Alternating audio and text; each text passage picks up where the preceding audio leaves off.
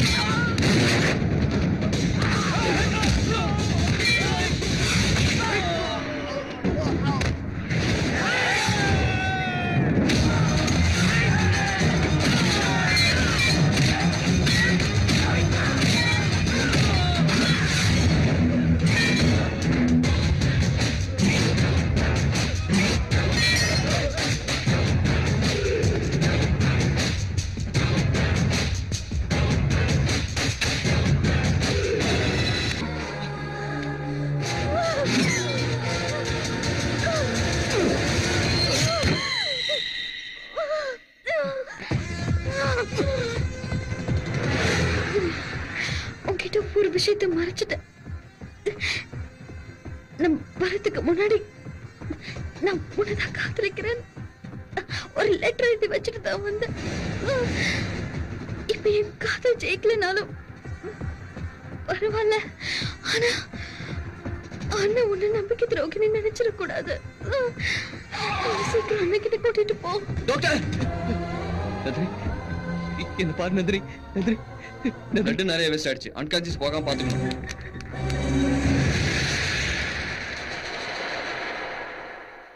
அவங்க கோமாக்கு போயிட்டாங்க. கான்சியஸ்ல இருந்தா தான் எங்களால ஏதாவது பண்ண முடியும்.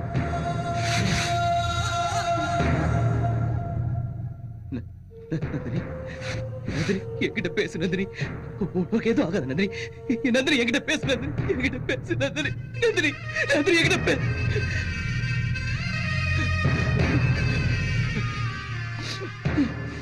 என் உயிர் போயிட்ட அப்புறம் கூட நான் இளம்பி சொன்னா போதும், அந்த வார்த்தை கேட்ட நிமிஷமே என் உயிர் வந்துடும். Nandini, Nandini, I love you. I love you, Nandini. Nandini, I love you, Nandini. I love you, Nandini. I love you, Nandini. I love you. I love you. அந்த பொண்ணு கான்சியஸ் வந்துருச்சு. உள்ள கொண்டுட்டு வாங்க.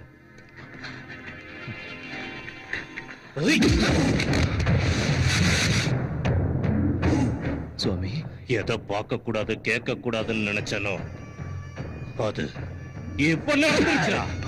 சுவாமி, நான் சொல்றது கொஞ்சம் பொறுமையா கேளு. என் தங்கச்சி லெட்டர் எழுதி வச்சுட்டு போனப்போ அவ பச்சை புள்ள தெரியாம லவ் பண்ணிட்டான்னு நினைச்சேன். உன் புத்தி எங்கடா? என்ன கொலை கூட பண்ண. அதுக்கு முன்னால நான் சொல்ல போறது மட்டும் கேளு. அவசரப்படாத சுவாமி. இன்னும் என்ன பொய் சொல்லிடா நம்ப வைக்க போற? நீ இப்படிப்பட்ட துரோகியா வருவேன்னு தெரிஞ்சுதான் உன்னை பெத்தவ தெருவுல தூக்கி வீசிட்டு போயிட்டா.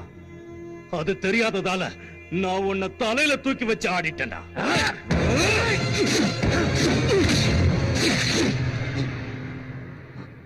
என் கை ஓ மேல பட்டா அது உனக்கு அவமானம், எனக்கு அவமானம். என்ன நடந்துச்சுன்னு கேப்பன்னு எதிர்பார்த்தேன். ஆனா இவ்வளவு கேவலமா நடந்துப்ப நான் நினைச்சு பார்க்கல. நாடா, நான் உங்ககிட்ட போன்ல சொன்ன விஷயத்த சுவாமி கிட்ட சொன்னியா? சொன்னப்பா, சுவாமி சொன்னல. ஆமா சொன்னாருடா. ஏய், என்ன பெத்த தாய் கேவலமா தெருவுல வீசிட்டு போனான்னு தெரிஞ்சப்ப கூட வேதனை பண்ணல, இவ்வளவு வேதனை பண்ணல. ஆனா சுவாமி, நீ என்ன இப்போ இப்படி சந்தேகப்படும் போது இதுதான் நீ என் நட்பு கொடுக்கிற மரியாதையா? ஏய், நான் நட்புக்கு மரியாதை கொடுக்கறதுனாலதான் நீ இன்னும் உயிரோடவே இருக்க. நீ நட்பை மதிக்கிறவனா இருந்திருந்தா ஒரு நண்பனோட தங்கச்சிய காதலிக்கணுங்கிற நினைப்பு வந்த உடனே அப்பவே அந்த நினைப்பை சாகடிச்சுக்கிட்ட. நம்ம நட்புக்கு பிரச்சனை வந்துடக்கூடாதுன்னு என் மனசுக்குள்ள வந்த காதல பல லட்சம் தடவை சாகடிச்சுக்கிட்டேன். அவ என்ன விரும்புறான்னு சொன்னதுல இருந்து ஒவ்வொரு நிமிஷமும் நான் செத்துக்கிட்டு தான் இருந்தேன். உன் தங்கச்சியை உன்கிட்ட கூட்டிட்டு வர்றதுக்கு பச்சையா பொய் சொல்லி நம்ப வச்சு கூட்டிட்டு வந்தேன். நான் உண்மையிலேயே துரோகம் செஞ்சிருந்தா அது உனக்கு இல்ல, உன் தங்கச்சிக்கு தான். சபாஷ், பிரமாதமான நண்பன்டா நீ. தப்பெல்லாம் நான் தான் பண்ண. இப்ப சொல்லு, நம்ம நட்புக்காக உன் காதலை விட்டு கொடுக்க போறியா, உன் காதலுக்காக நம்ம நட்பை விட்டு கொடுக்க போறியா? முடிவு பண்ணு. காதலா நட்பா?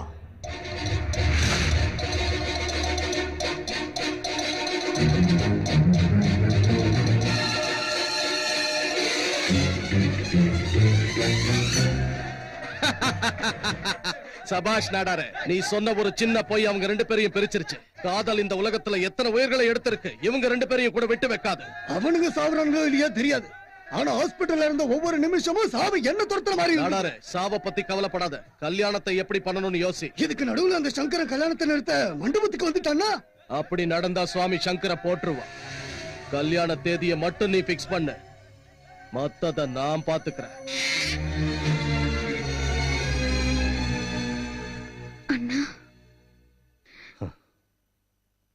அண்ணா சங்கர் எல்லாத்தையும் சொன்னாமா. அவன மாதிரி நண்பனும் உன்ன மாதிரி தங்கச்சியும் கிடைச்சது என் அதிர்ஷ்டம். என்ன நடந்தது? நீ எதுவும் பேச வேண்டாமா, ரெஸ்ட் எடுத்துக்க. குணமாகி வீட்டுக்கு வந்ததும் எல்லாத்தையும் பேசிக்கலாம்.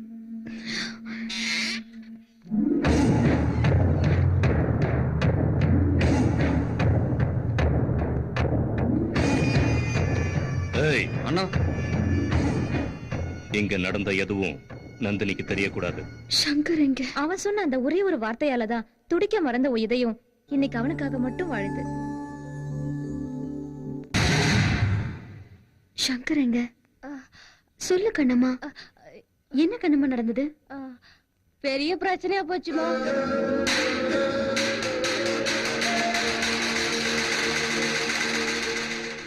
அண்ணா, தப்பு பண்ணது நான் தான், சங்கர் இல்லைன்னா. எல்லாரும் காதலிச்சு ஓடி போவாங்க, ஆனா அவரை காதலிக்க ஓடி போன என்ன மனசு மாத்தி உன்கிட்ட சேர்க்கதான் என்ன கூட்டிட்டு வந்தாரு.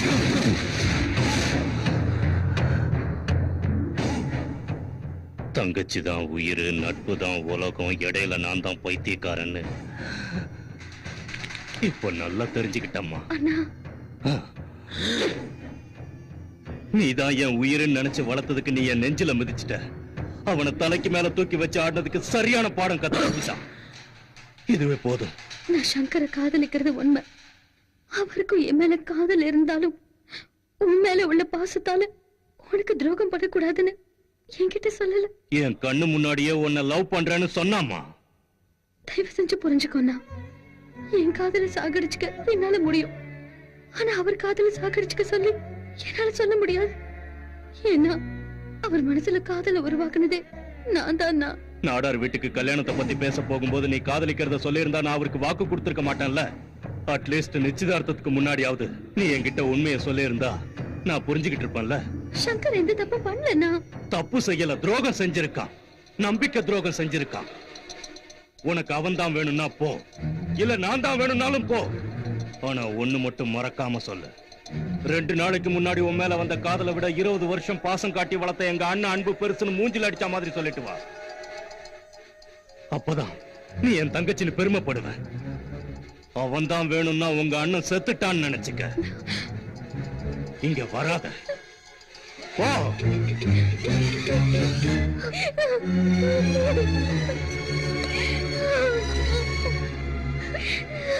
அம்மா, சங்கர் உங்களை காதலிக்கிறாரா இல்லையான்னு தெரியாதப்பவே அண்ணனை விட்டுட்டு தைரியமா போனீங்க. இப்ப காதலிக்கிறாருன்னு தெரிஞ்சதுக்கு அப்புறம் எதுக்குமா இந்த தயக்கம்?